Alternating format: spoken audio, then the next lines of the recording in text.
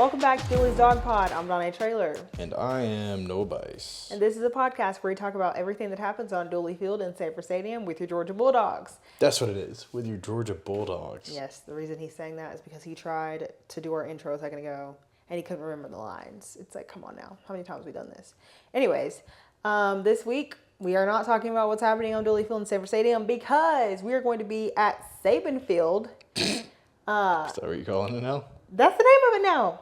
For real? They just dedicated it to him. Oh, yes. The other day, yeah. Hello. Anyway, so That's crazy. We're going to Saban Field without Saban for the first time in 800 years, it seems like, because that's how long this man's been coaching college football. And to say the least, I'm terrified. To say the most, we'll get into it. What do you have to say?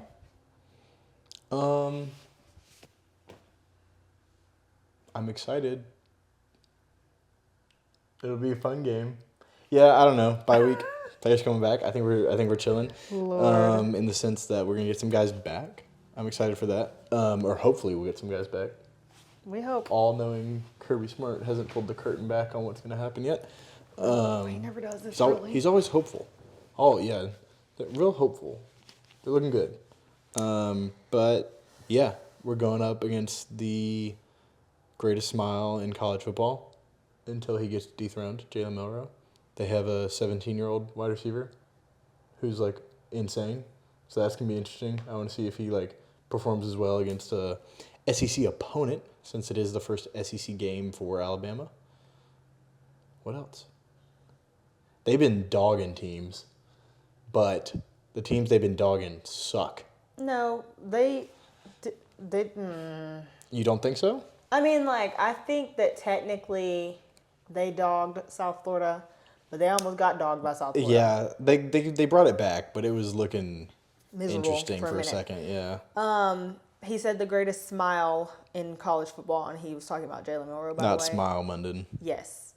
That If would. you were like me, you for half a second were like, what? And you didn't get the connection. They don't That's why I live was in Georgia clarifying. football like we do.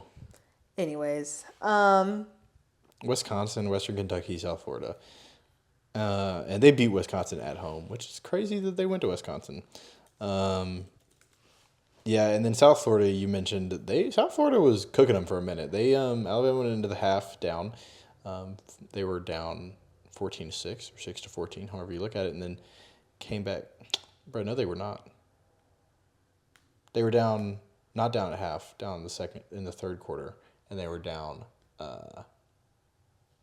13 to. Were they ever down? Am I dumb? why are we... hello? Just speak. Oh, my God. Okay. I think that they were down for a They were solid down in chunk the of that game. Bruh. But it doesn't matter when it was. It's just that was a rough game for them. Lots going on. It was a rough speaking moment for me. Jesus. Yeah, it's okay. It's okay. We all have those sometimes. Tired. Anyways, yeah, so, I mean, we both had a rough game per se, but we both did what we had to do in order to get out of it. Their rough game looks a lot better than ours does because we only won by 1 point. Yeah. But we were playing an SEC opponent, I will say. Like, it is not our SEC opener, as we all know. That happened 2 weeks ago now or what will be 2 weeks ago come time for this game, against Kentucky. We already talked about that last week. I would suggest going back because that was traumatic. But as we are in this bye week right now, there's not really much. Yeah, exactly. We don't have much, obviously, to speak on because we are not coming off of a game. So we can only really just preview this Alabama game as much as possible. And then also, talk a little bit about what else is key to look out for in the rest of college football this week. But for now, I'm going to kind of recap Kirby's notes from this presser that he had yesterday. And you can give your thoughts. I'll share my thoughts. But to start, it is very interesting that this is the first time outside of when we played them in 2020 with COVID being a factor that Kirby is going back to Alabama to play in a sense kind of like his home because that's where he got his start. He was there for 9 years. He mentioned the fact that his children were born there and everything like that. And so last time that we played Alabama in Alabama was 2020, and there was no fans. It was obviously a very depleted experience because of COVID. So this is going to be not necessarily surreal for him now because it's been as much time. I mean, it's been forever. And so it's not going to be quite as nostalgic, but it is interesting to think about that.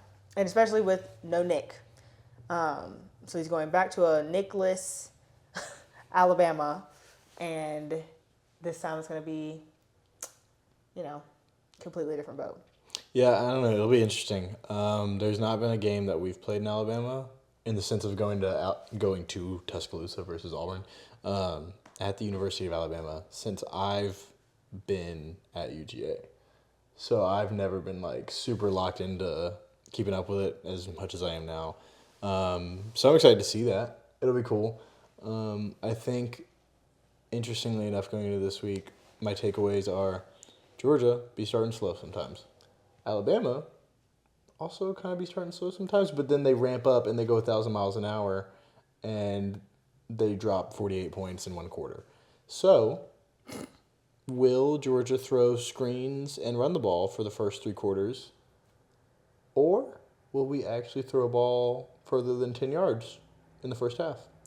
Yeah, it's really funny because Alabama is known for their explosive plays. I mean, that's kind of where you're getting at, them scoring so much in one quarter. Yeah. And in the words of Kalen DeBoer, who I watched both of their pressers to prep for this, Kirby and Kalen. And, oh my gosh, Kirby and Kalen. How funny. They're both their names started. Anywho. Kalen was kind of saying that they pride themselves on being a second half team. And I'm like, I don't necessarily think we pride ourselves on being a second half team, but we definitely are a second half team historically, especially in these last couple of years. Because we have to be. It's just like, what's funny about that is I think that a key to this game could be who starts quick. And that, for both of us, is not normal.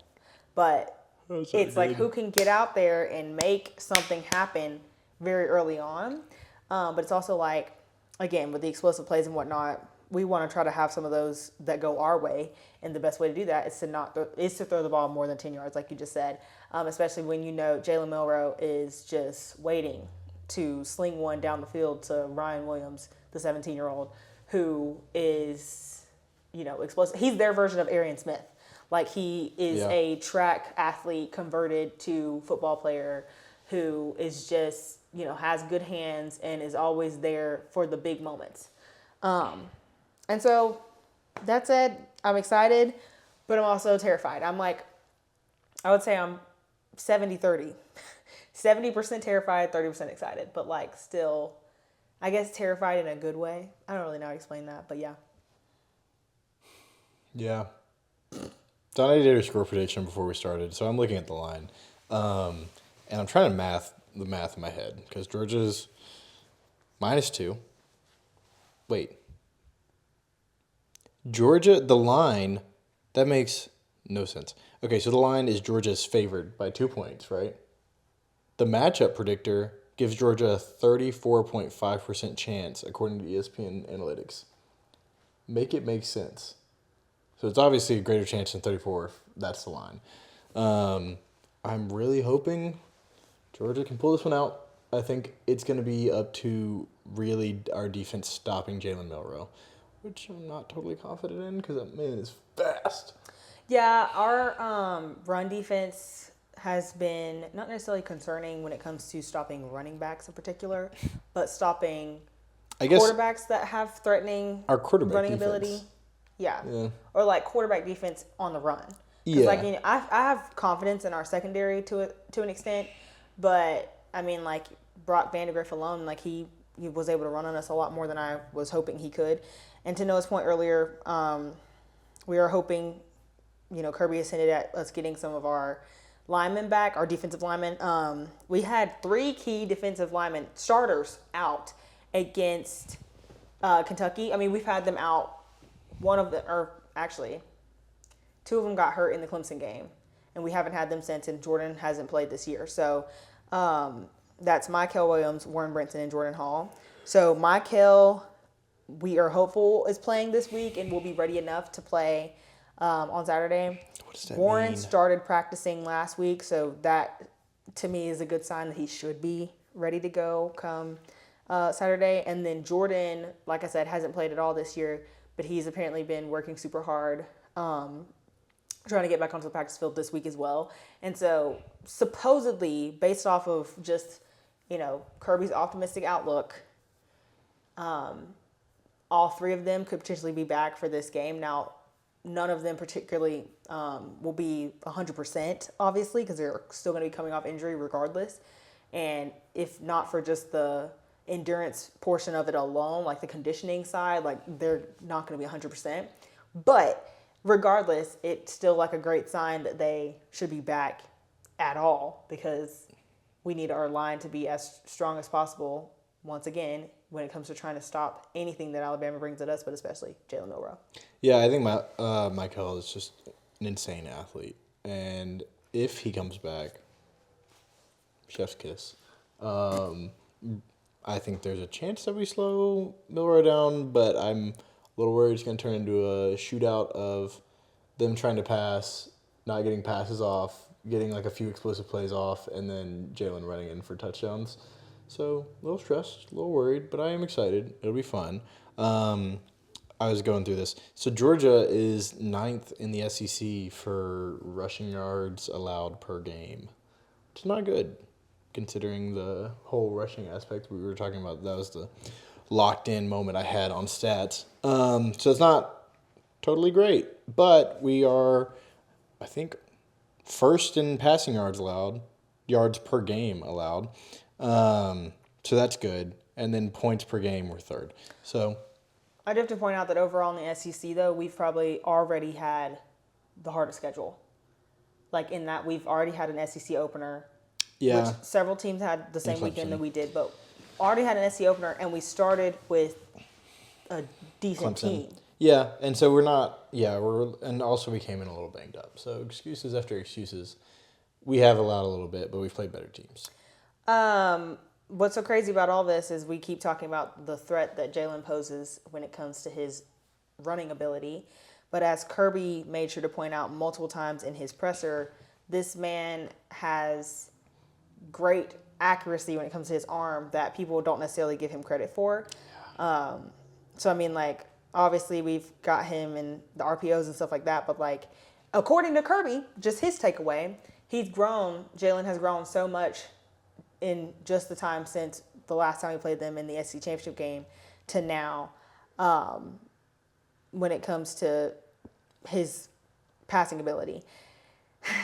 And that said, obviously his running hasn't depleted at all. So it's like, it's horrifying. That's the best way that I can explain it, because I'm like, I just don't know. I will say both coaches seem like they're very, not that you would ever be able to be like, oh my gosh, they seem nervous. But like, Kirby seems a different type of like lax about this. Also, I think it's interesting that it's his head coach, Alabama's head coach, his first SEC game as a head coach. So that's an interesting factor. Luckily for him, it's home. But it's an interesting factor of how this game is going to go. So we've seen teams, I would argue, suffer at the hands of coaching, especially with the implementation of the new helmet comms. Florida State is one of those, I think, has kind of surprised everybody in how bad they are. And in all seriousness, not me saying a goofy, just being seriously bad. And it's not like they have bad recruits or bad players. DJ's kind of underperformed. I think he's probably was overvalued in terms of what people were expecting out of him. But there's coaching errors on that team. And I think if we get into Tuscaloosa and we can capitalize on some coaching errors on their part, where I would like to say that we won't have any. I think we have a pretty sound team that's going into it comfortably. Maybe there's like errors, but there's no nerves, mistakes on that end of things, because we've been here, done this. And not necessarily Tuscaloosa done this, but played big games, done the thing, won the game. So when I say that, I think if we can capitalize on a coach who's never coached in the SEC, and some just interesting choices on that end. Obviously, he's not doing everything. He has his team around him to help him make those decisions. But at the end of the day, a new coach in a new conference that is considered the strongest conference in college football, and I will die on that hill. I think there's an interesting thing that could happen. Yeah, I mean, I don't think there's anybody who's going to argue that against you. Like, when it comes to this conference, like, this is 100% the strongest college football conference that exists. That said, I mean, like, we were already like that, but then when you add in Texas, like, it's like you can't even. Yeah. How many It's SEC like teams are in the top 10? It's absolutely like ridiculous. 6. Anyways, that said, to your point, I think that one thing that's interesting that I just thought about while you were saying that I hadn't thought about yet, don't have it written down, is the fact that you said, like, oh, this is his first game as, like, a head coach in the SEC. Mm-hmm. Well, to my knowledge, like, this is, like, his first SEC game, like, period, in the sense of being on a coaching staff. Yeah. Because it's like, think about it. Think about how many current SEC coaches were under Nick Saban at some point at Alabama. Yeah. You know what I mean? Or got their start somewhere working their way through SEC teams and kind of already have a feel for it, even if they weren't the head coach, were on an SEC coaching staff somewhere. It's like, this man is coming from completely outside of the SEC, and again, to my knowledge, doesn't have any SEC experience, period, let alone the fact that he's now the head coach. And so, that all said, like, every part of that we have to take with a grain of salt, because so much of this is not coming from the head coaches in the first place. It's the coordinators. Mm-hmm. But even still, it's like, if we can try to find the smallest bit of instability and capitalize on that, and finding that within him, whether it could be something as simple as his just demeanor and, like, using that in a sense against his team. That said, like I said, his demeanor in this presser, he seems fine. But my thing that I actually really respect about him, with just having watched this one presser, is the fact that he is not shying away from any of this. Like, he's not trying to make it seem like, oh, like, blah, blah, blah. Like, I haven't coached in the SEC, but it's going to be fine because X, Y, and Z. Like, he's like, no, I know I haven't coached in the SEC. I know I haven't been in these types of big-time national games like this that happen in the regular season. And so he talked about how he's talked to some of his players and, like, given some of his veteran players a platform to kind of speak to the team on his behalf, in a sense of, like, all right, because they, as the players, you know, can be like, oh, we know how this is. We know what it's like when you play a huge SEC opponent. He's like, and I know, you know, I don't have that. And so I think that that's kind of really interesting, in that he is Respect. Just respecting the entire thing and acknowledging it. Yeah. Alexa, turn off the short lamp. Alexa, turn off the short lamp. Okay. Do you think that looks better? I feel like I was getting blown out. Oh, that's crazy. You just talked to the lamp. It's fine. Anyway. Yeah, and well, I looked up his coaching history because I was curious. So, head coach at Fresno State and then head coach at Washington. Obviously, Washington was, like, an insane team with Michael Penix. And I think it's interesting that Washington is not good now. And they lost some players. And my thought is, are they bad because Michael's gone? Or are they bad because Kalen's gone? And is it a combination of both? Is it one or the other? So I think it'll be interesting to see. And I think Alabama this year, depending on how they perform long run, can kind of show how good of a coach Kalen is, you know, outside of this catching magic in a bottle team that was Washington last year, I feel like. Kind of similar to TCU the year before, where, you know, they didn't have a great performance in the national championship, but they got there. And they won the games that they needed to win, whether it was pretty or not, they got there. And so that was a moment that was like catching lightning in a bottle. And did they do that with Washington? I guess we'll find out. Obviously, Washington's falling apart, so we'll find out kind of with Alabama and performances in the NFL from players who left. But that's the main thing I would look towards, is how good is this guy as a coach? And you were talking about his presser. Something about his voice doesn't ring right with me, and I think it's because I've heard Nick Saban talk for so long, and this, like, older Southern voice has, like, gotten into my head as the voice of Alabama. And so hearing Kalen talk is just not that. The voice of Alabama. And so, like, I just don't know if, like, they're down at half, if you're going to get this halftime speech that makes you want to run through a wall. Because Kirby kind of has that same voice that is like, when he gets fired up, it's like, oh my God. Yeah, well, I mean, it's funny because, I mean, the difference in the coaching styles has to be so drastic to begin with, mainly because Nick Saban was a very get-in-your-face type of guy. And that just doesn't seem like the type of guy that Kalen is, but obviously I've never been in his locker room. I don't know. But he just seems like the type that's very much, I'm going to level with you. I'm not going to get all in your face. I'm just going to level with you. Yeah. So he doesn't need a speech just going to make them run through the wall. He just needs them to be like, wake up and let's play some real football type deal. And sometimes, I don't know if that's what you need. We'll see. Yeah. So, interesting. Who do you think is going to be leading at the half of this game? Leading at the half. Probably them. Okay. Yeah, probably them. Hopefully not by a ton. But if we go into this half leading, I would be surprised. And I think if they go in leading, it's close. If we go in leading, I would be curious to the fact if we're blowing them out. It just, in my thought of like, we're ranked number 2, there's this chip on the shoulder, Kirby seems kind of relaxed.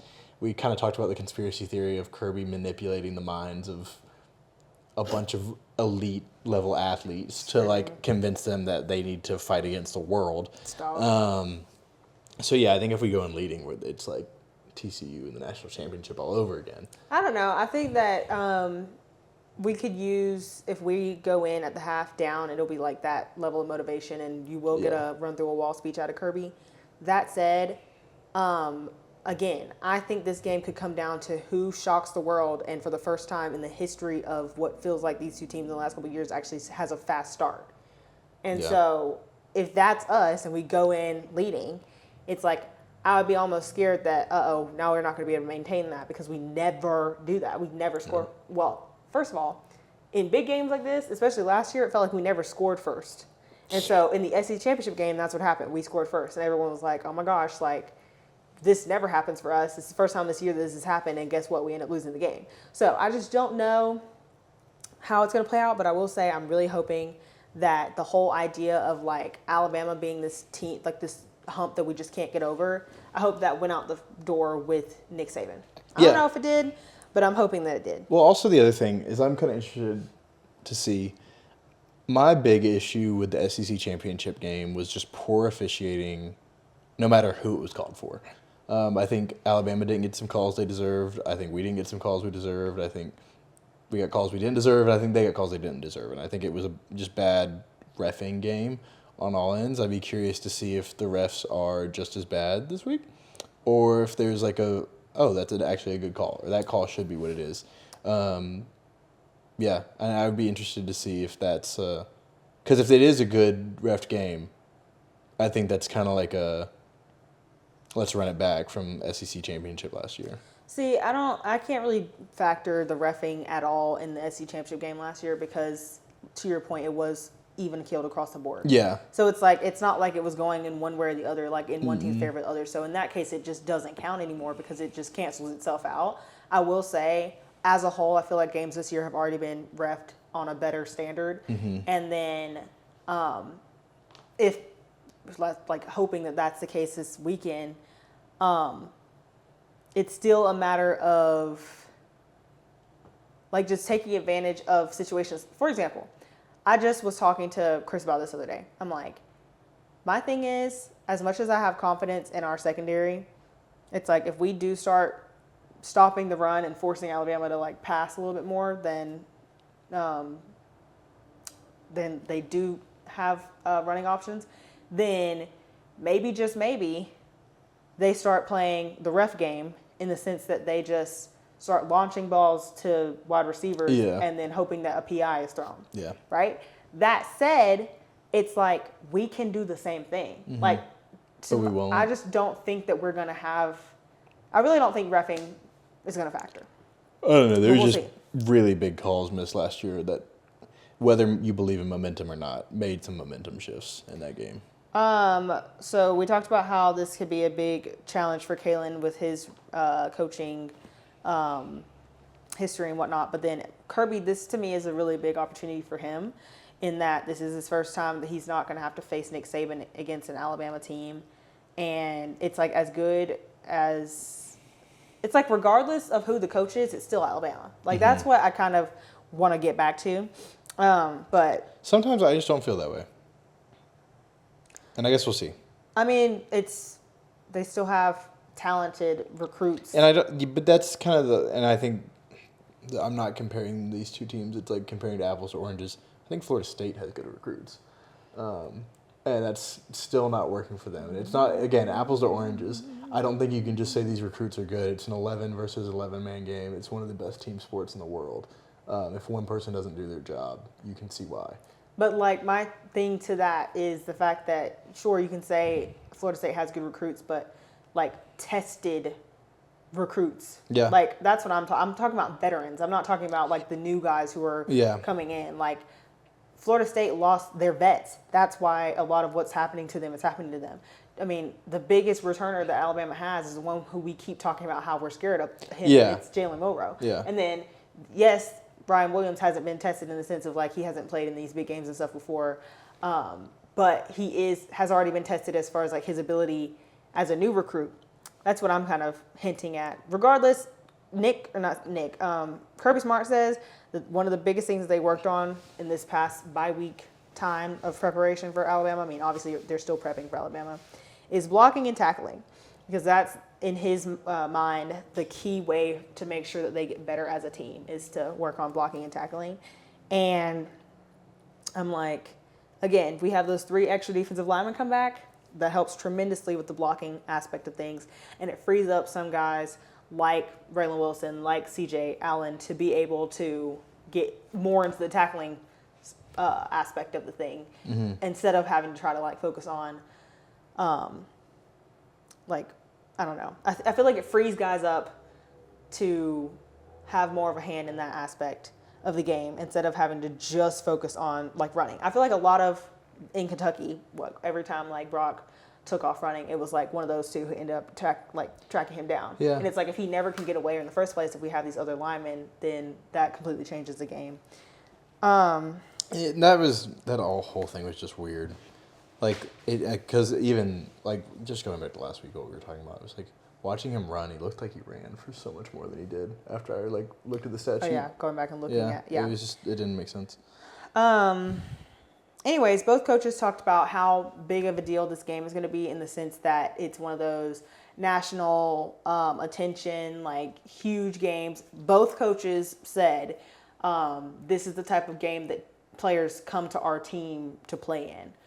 Which I kind of thought was interesting that they both said that. Obviously, not having, I mean, these interviews happened almost simultaneously yesterday.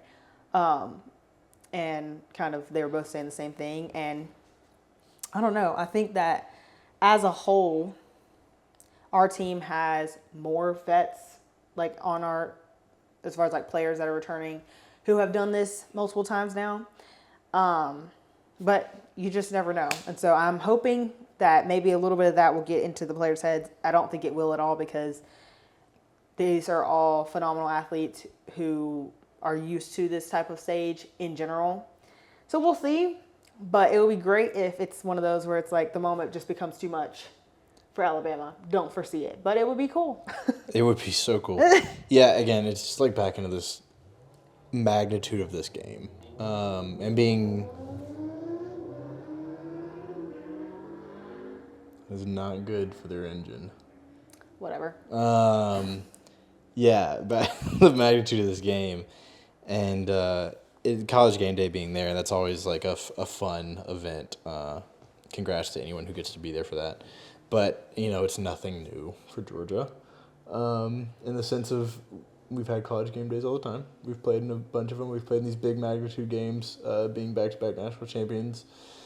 We played in big games. I think it's going to be funny that college game day is there and Nick Saban is on college game day. Like, what? Yeah. Well, it was like, it was interesting because there was some tweet about it. Him just being back for that. Imagine he picks Georgia. Oh, I have had dreams of this day. Like, imagine how sick. There's no way he can pick, right? Like, it's like, obviously, if he picks Alabama, it's like, whatever, but it's like... That'd be so funny. He cannot possibly pick Georgia. Okay, also, if he does pick Georgia, it's for ratings. I don't know. If they break It would that be man down insane. to pick for Georgia, it is because they are going to get views on views on views, and it will blow up on the entire planet. I'm just like, he probably can't, like, he literally cannot pick Georgia. Like, Oh. At his stadium? exactly. Or his field? His field, his old team. Like, do you know how disrespectful that would seem to Kalen? Like, that would be so, there's no way he can pick Georgia. I don't think- I'm like, I don't think he's allowed to I don't pick think this week. Saban is the person to do that, but That's what I'm saying. it would be so funny. There's absolutely no way. That said, I mean, obviously we're talking about how big this game is as a whole, but then there's also these facts that back it that I kind of want to know. Is this is the first time since 2007 that Alabama isn't favored at home. So Noah was talking about the percentages and how we are not the favorite team there, but like when you look at the actual line, like we are technically favored to win by, what is it, 2.5 points or something like that? Half, 2 points. 2 points. Yeah. And so, but literally someone basically brought this up to Kalen in his interview or his presser, and he said that it's doubters like that who have Alabama, not being the favorite team at home that are their motivators, and it just factors into the Lank mentality. And so he said that they're going to come in this game ready to let a naysayer know that that is the wrong way to look at this, that they should have been the favorite team, when I'm just like, this is so much. That's funny. And this is also the first time in more than a decade that Alabama's first SEC matchup is against a top 10 team, which is kind of crazy because top 10 is number 2. Yeah. This is total side note and very small point that I don't think we should yap on forever, because I feel like we've hit it so early in the season. I feel like and especially Alabama having their bye week last week, we had our bye week. They haven't played anybody. This will be it's going to be such an interesting game. I'm so excited. I'm really excited because it's like, I mean, to that point, this is going to be by far the biggest opponent that Alabama's seen yet. Whereas, like, at least we're coming off of a challenge last week. You know what I mean? Yeah, or some sort of, like something. an expected challenge. Because, like, yes, South Florida was a challenge for them, but it was one of those, like, almost fluke type games. Whereas, like, Kentucky, we know every time this is going to be a test. And so we kind of had to go in with that mentality, I guess, in a sense. I'm also still so pressed that people are like, I didn't expect this. Yeah. Turn on the podcast.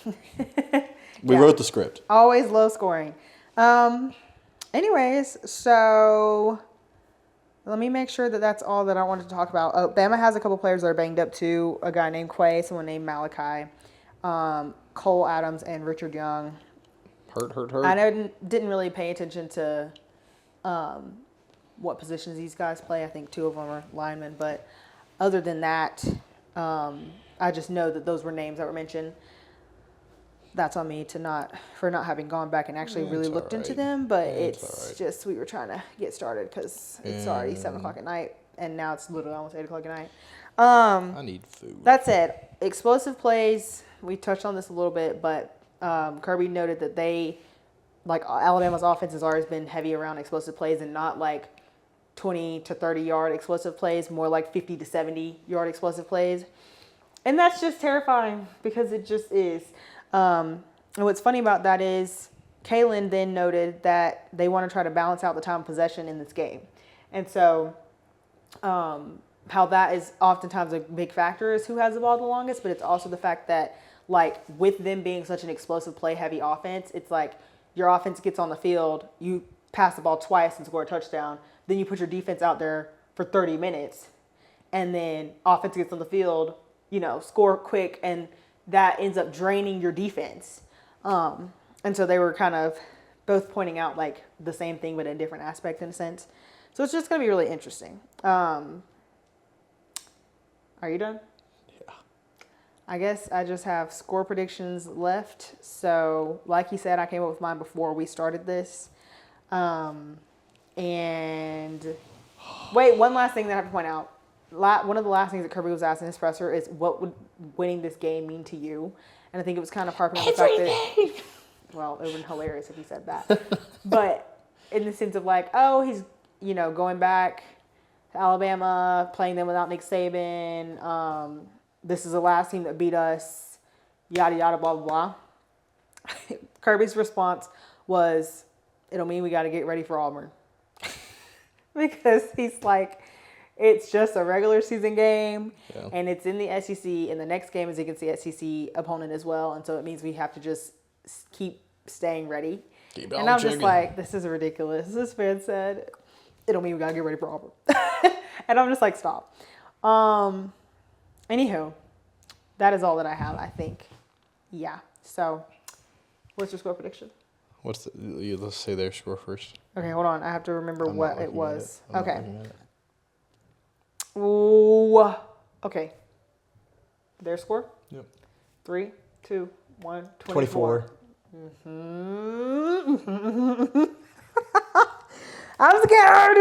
I'm scared. I know it's going to be the same. Oh, God. I don't know if it's going to be the same. I don't necessarily think it is. You ready? Yeah. For our score? Yeah. God. You don't think it's going to be the same? I'm interested then. Okay. 1, 2, 3, 27. I told you it was going to be the same. You know the funny thing about that? Oh, my God. We lost the SEC championship 27-24. Oh, my God. That's why I was laughing, because I was thinking of my score, and I was like, I wonder what it was. Wild. I was like, I wonder what the SEC championship was, and I looked at it, and I was like, there it is. And I was like, yep. That's scary. Yeah. No. I was like, that's why when I realized it, I was like, it's going to be the same. Oh, my gosh. I was like, wait. It's going to be the same. Okay, because originally I had, what did I put originally? I had 24-31. But then I was like, I don't think any team breaks 30 in this game. Like, I just think we have both historically too good of a defense, but you just never know. And so, but I was like, I think we both land somewhere in the 20s range, and I think there's going to be field goals on both sides. Yeah. So there's no way, it's not going to be like a 24-28 type deal. Yeah. So, that's, wow. Imagine we're both right. Yeah. That'd be well, crazy. I'll say this. Since neither one of us can win the $50 this week, if our prediction hits, if somebody comments on the real trailer tomorrow, I'll pick one of you and give you a mini helmet, Georgia mini helmet. I'm screaming. Yeah. That would be crazy. If we win, we'll pick somebody from the trailer who commented and somehow get you a helmet. Tiny helmet, not a big one. Y'all people better be paying attention. This man's doing Better giveaways. comment. And Chick-fil-A Athens cannot win. Ugh, I'm hollering. All right. Well, this has been Dooley's Dog Pod. I'm Donnie Trailer. I'm No Vice. And we will talk to y'all next week. I will say, we have had the running joke for years that if we lose, we don't come back. Is that still going to be a thing? It's not going to matter because we're going to win. Yeah. We're going to win. We're going to win. Yeah. But like, No, we'll be back. Yeah, we'll be see back. y'all next week. So. Peace out. See ya.